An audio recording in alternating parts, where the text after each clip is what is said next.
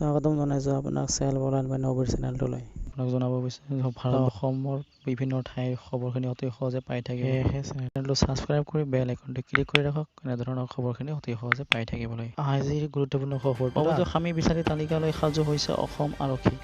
হয়, ডাঙৰ গ্ৰেপ্তাৰ অভিযান আৰম্ভ কৰাৰ ঘোষণা কৰিছিল হিমন্ত বিশ্ব শৰ্মাই। সেই অভিযান এতিয়া আৰম্ভ হৈছে লখিমপুৰ, নৱবৈছা, তেজপুৰ, বিশ্বনাথ আদিকে ধৰি নগাঁও, গোলাঘাট আদিকে ধৰি বহু জিলাত চলিব এই অভিযান।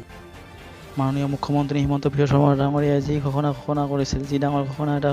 কৰিছিল অসমৰ চুকে কোণে অবৈধ স্বামী বিচাৰি অভিযান চলাবৰ অসম আৰক্ষীয়ে মৰিগাঁও, ধুবুৰী, চাপৰ, বিলাসীপাৰা, ধিং, যমুনামুখ আদিকে ধৰি বহুতো জিলাত এতিয়া এই অভিযান চলি আছে। হিমন্ত বিশ্ব শৰ্মা ডাঙৰীয়াই এই অভিযানৰ কথা আলোচনা কৰিছিল। এতিয়া এই অভিযান চলিছে। নাবালিকাক বিয়া পঠা অবৈধ স্বামীৰ বিচাৰি চলিব অভিযান। ডাঙৰ গ্ৰেপ্তাৰৰ অভিযান আৰম্ভ কৰাৰ ঘোষণা কৰিছিল হিমন্ত বিশ্ব শৰ্মা ডাঙৰীয়াই। এতিয়া এই অভিযানলৈ অসমৰ চুকে কোণে আৰম্ভ কৰিছে এই অভিযান। যদিও কোনোবাই অসম এৰি ফুৰি বেলেগ ষ্টেটতো চলি যায়, তথাপিও এই অভিযানৰ পৰা হাত সাৰিব নোৱাৰিব। ডাঙৰ গ্ৰেপ্তাৰৰ অভিযান আৰম্ভ কৰাৰ ঘোষণা কৰিছিল হিমন্ত বিশ্ব শৰ্মা নিজামুখেই কৰিছিলে। এতিয়া অবৈধ স্বামীয়ে হ'ব ৰঙাঘৰৰ আলহী। হয়, ৰঙাঘৰৰ আলহী হ'ব বহুতো অবৈধ স্বামী আৰু বহুতো অভিভাৱক এতিয়া হ'ব লাগিব ৰঙাঘৰৰ আলহী। হয়, ৰঙাঘৰৰ আলহী এতিয়া বহুতো অভিভাৱক হ'ব লাগিব। অবৈধ স্বামীৰ তালিকালৈ সাজু হৈছে অসম আৰক্ষী। হয়, অসম আৰক্ষীয়ে এতিয়া সাজু হৈছে অবৈধ স্বামীৰ তালিকালৈ। এনেকুৱা তালিকালৈ অসম আৰক্ষীয়ে সকলো ঠাইতে আৰম্ভ কৰিছে এই অভিযান। গাঁৱে ভূঞে আৰম্ভ কৰিছে। অসম তথা ভাৰতৰ সকলো চুকে কোণে ৰাখিছে চকু এতিয়া অসম আৰক্ষীয়ে। অসম আৰক্ষীয়ে সকলো ঠাইতে চলাব অভিযান। কোনোবা যদি অবৈধ স্বামীয়ে যদি কোনোবা ঠাইলৈ গুচি যায়, তথাপিতো এই অভিযানৰ মাজৰ পৰা কোনেও হাত সাৰিব নোৱাৰে। এই তালিকাৰ পৰা কোনেও বাদ পাৰিব নোৱাৰে।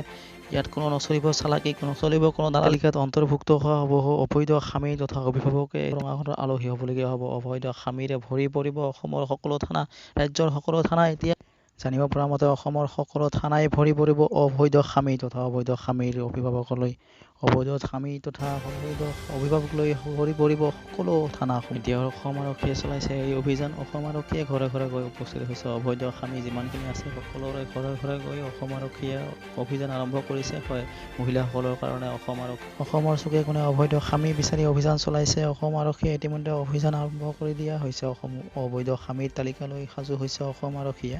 ৰঙাঘৰৰ আলহী হ'বলগীয়া হ'ব বহুতো নাবালিকাক বিয়া কৰোৱা তথা নাবালিকাক বিয়া পতা বহুতো অবৈধ স্বামী তথা অবৈধ স্বামীৰ লগতে বহুত অভিভাৱকে এতিয়া জেললৈ যাবলগীয়া হ'ব।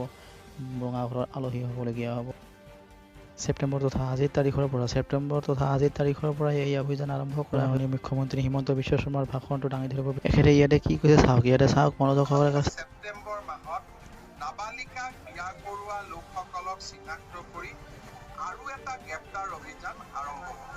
তাৰ পৰিপ্ৰেক্ষিততো আমি SP সকলৰ লগত আলোচনা কৰিম যে যোৱাবাৰ এৰেষ্ট কৰাৰ পিছত আৰু কোনোবাই নাবালিকা ছোৱালীক বিয়া কৰাইছে নেকি। যদি বিয়া কৰাইছে, এইবাৰো আমি তেওঁলোকক ছেপ্টেম্বৰ মাহত এৰেষ্ট কৰিম। পুৰণাবিলাক নহয়, এই দুইটা পৰ্যায়ৰ মাজৰ সময়খিনিত যিখিনি এনেকুৱা নিষিদ্ধ বিবাহ হৈছে। এয়া আছিল মাননীয় হিমন্ত বিশ্ব শৰ্মা ডাঙৰীয়াৰ ভাষণ। এই ভাষণত কি কৈছে আপুনি বুজিব পাৰিছে। এনেকৈ ভাষণ কৰিছিলে, এনেকৈ মুখ্যমন্ত্ৰী হিমন্ত বিশ্ব শৰ্মাই ঘোষণা কৰিছিলে যে অবৈধ স্বামীসমূহক গ্ৰেপ্তাৰ কৰা হ'ব। সেয়েহে মই জনাব বিচাৰিম, নৱ প্ৰজন্মক যাতে এনেধৰণৰ শিক্ষা দিয়া নহয়, এনেধৰণৰ বিয়া কৰোৱা নহয়, এনেধৰণৰ অবৈধ স্বামী হ'বলগীয়া হয়। এনেধৰণৰ বিয়া কৰাই যাতে সকলোৱে ৰঙাঘৰৰ আলহী হ'বলগীয়া নহয়। ইয়াৰ ওপৰত সকলোৱে এতিয়া চকু ৰাখিব লাগিব যাতে এনেকুৱা ধৰণৰ ঘটনা আৰু নেক্সট টাইম নুঘটে। জয় হিন্দ, জয় অসম।